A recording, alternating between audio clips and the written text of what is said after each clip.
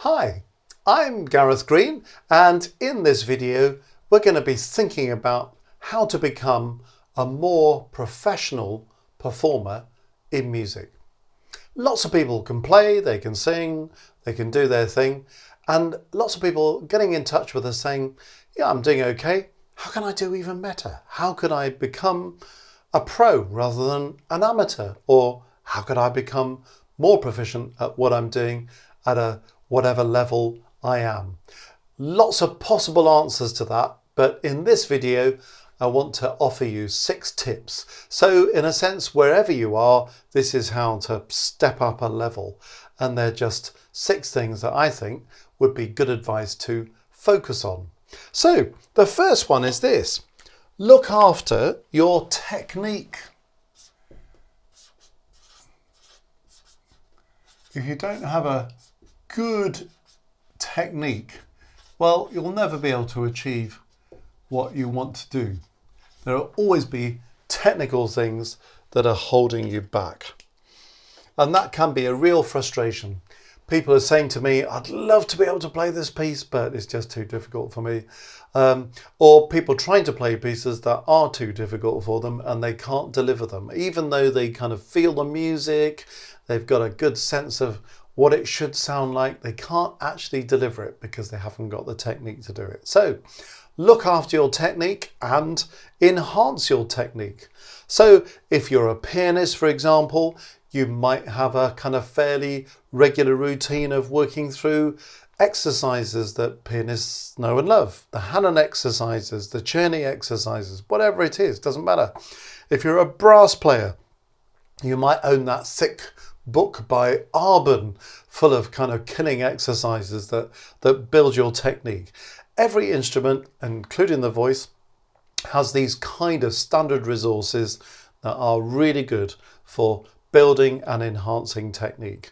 It may be a mixture of exercises with scales, arpeggios, but there'll be suitable specific technical exercises to work through whatever your instrument is. And that's a terribly important thing to do. It was interesting, I remember a conversation I once had with a guy who is a professional musician, and he said to me, do you know, I realised a few months ago that my technique isn't actually as sharp as it was. And I just decided to sit down and really work on scales and arpeggios that actually I hadn't worked on for years. And I suddenly realised actually they weren't very good. And he was a bit shocked to discover that. He'd taken the view that because he'd learnt all these scales and arpeggios years ago, that they were just kind of with him for life. And they weren't far away, but they weren't actually as good as he wanted them to be.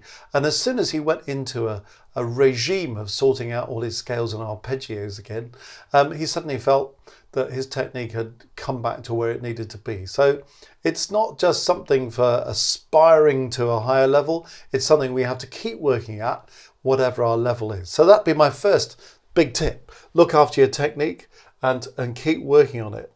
And the second tip is this one. It's about practice, and it's really a kind of philosophy.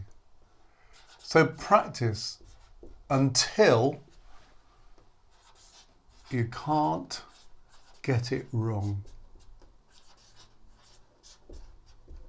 Now that may seem a funny way of putting it, because you could say, well, it's the same as practice, do your practice until you can get it right. Well, not quite, because what tends to happen, and I'm as guilty of this as anybody else, is you practice something and you think, right, I've got that, move on.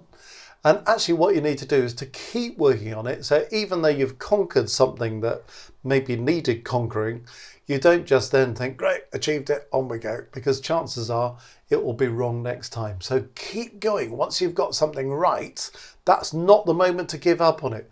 Keep going, keep practicing that corner over and over and over and over until you get to the point where you think, you know what, that is now so solid that it would be very difficult for it to go wrong. You can never make the claim that something can't go wrong, because that's the nature of live performance. Of course, when something does go wrong, how we deal with it is the essential thing, isn't it? And if we've got it to this level, even if it still goes wrong in some way, we'll be able to manage it, we'll be able to overcome it, we'll be able to blend it in such a way that probably 9 times out of 10, most people wouldn't even realise something had gone wrong. But quite often you hear performances where somebody hasn't done that. They've probably just got to a point where they can sort of get it right. And then when they're under pressure, they're on the stage and the whole thing collapses. And then it, at worst, causes a total breakdown. Then they can't pick it up again. And then they end up having to go back to the beginning and start again. And that's all a horrible experience to go through as a performer. And it's not great for the audience either. So this notion of not practicing until you can get it right, practice until you can't get it wrong, would be the next piece of advice. Third thing, be attentive to musical detail.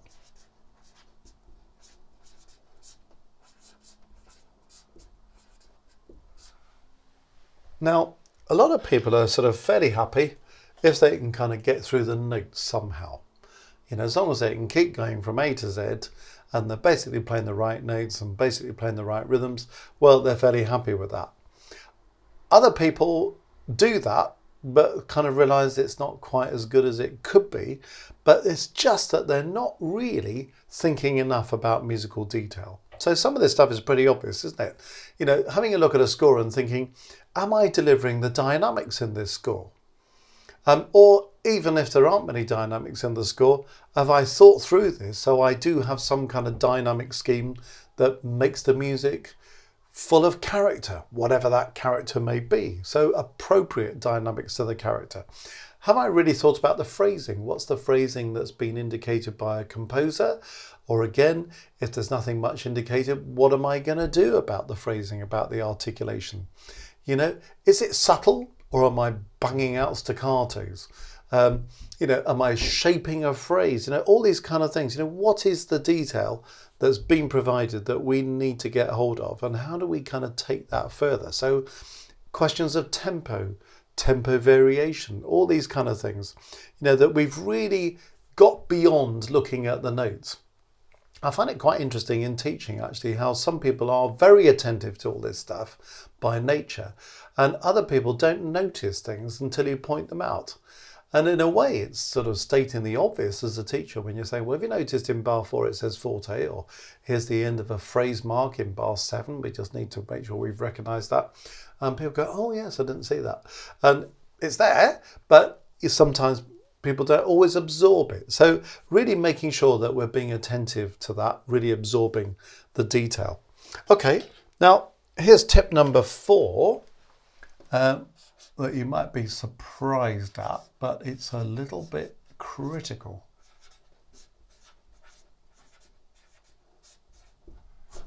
And it's simply this: make a beautiful sound.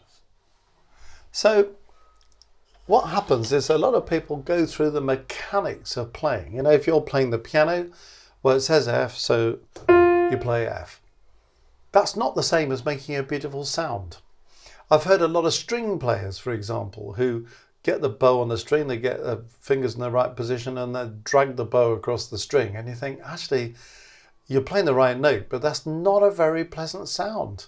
And if it's not a pleasant sound, well, who's going to want to listen to that? And does it really enhance a performance? Or do we find ourselves listening to that sound thinking, what a pity that's not a better sound, you know? And it goes with all these other expressive things as well, doesn't it? It's a really critical feature to make a beautiful sound. You know, if you're a wind player, well, what's the purest tone that you can produce, the warmest sound you can produce? You know, a singer, you know, brass player, it doesn't matter who you are, percussionist, make a beautiful sound. That's a terribly important feature for a musician. And when you can make a beautiful sound, you can also produce a range of beautiful sound. It's not just about, well, that note sounds good. It's kind of like, can I colour the sound? Can I do things with my vibrato, for example, that would change the colour of a sound if I'm blowing something or singing, you know? What's the attack that I'm making to the beginning of a note if I'm a keyboard player? How does that affect the quality of sound that I'm creating? You know, terribly important thing. Really listening, really making sure that the sound is beautiful and that the sound is colourful. when you make a beautiful sound, then this range of colour that can come with that, so that every note we produce is about making a beautiful sound. So that's a really important thing. Okay, what's tip number 5? Well, it's this constant challenge to extend your musical imagination.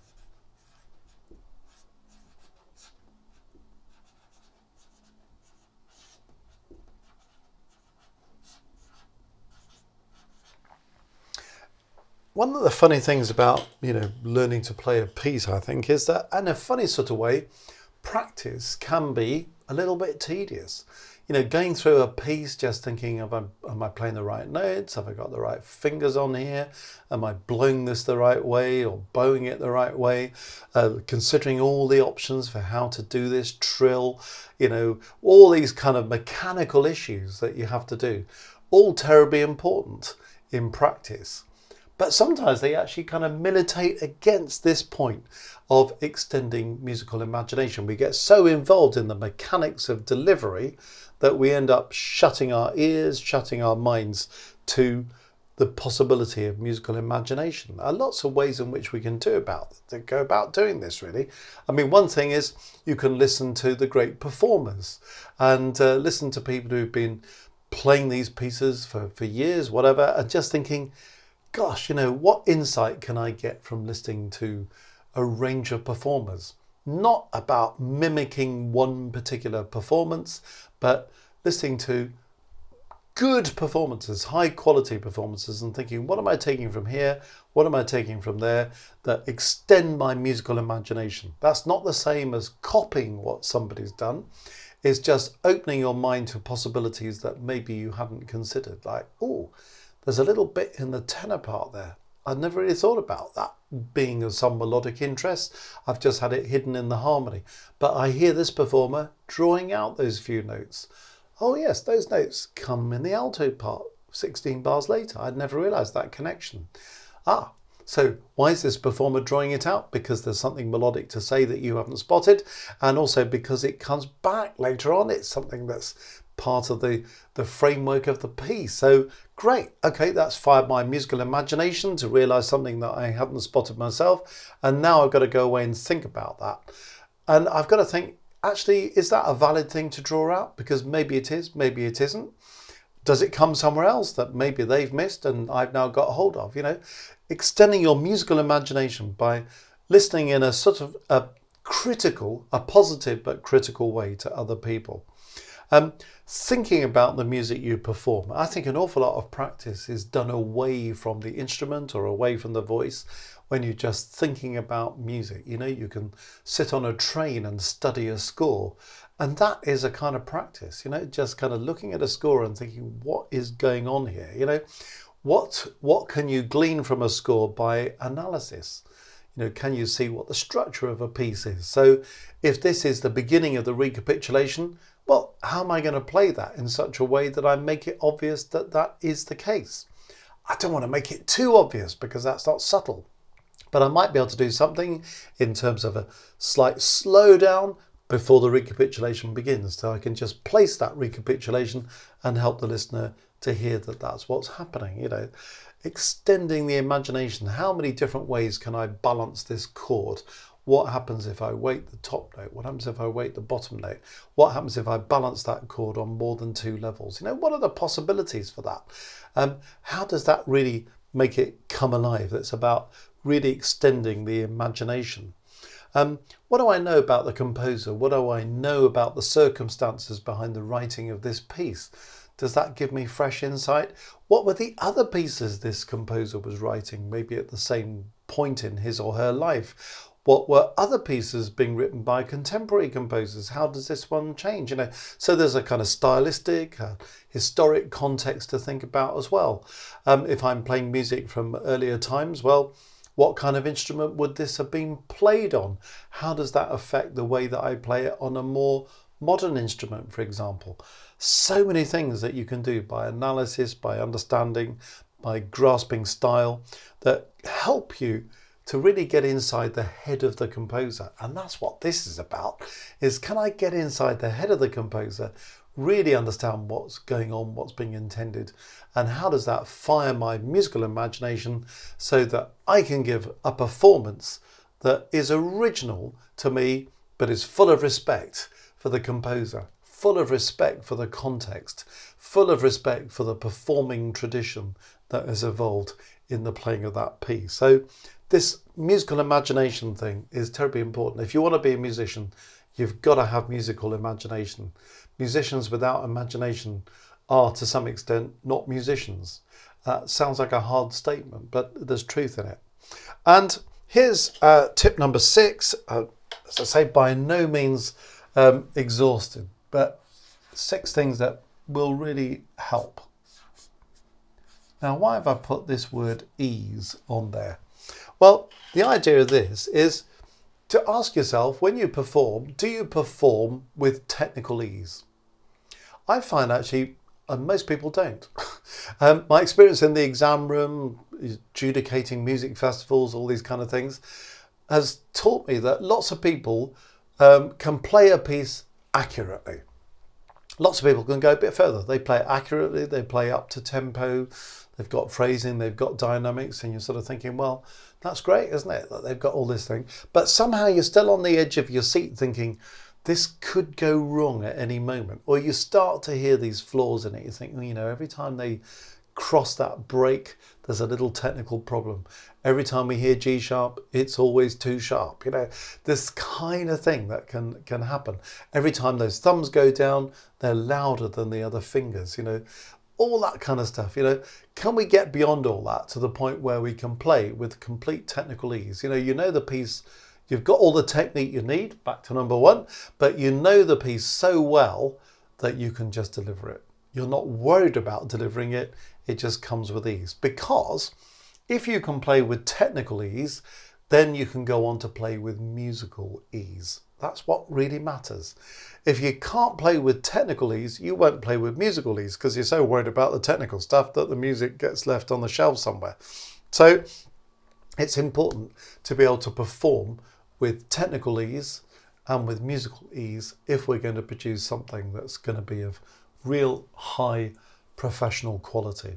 So there we are, 6 tips for any performer wanting to elevate the standard of what they do. You might be able to come up with your own, feel free to suggest them, but they're just sort of 6 what I would consider to be pretty key things.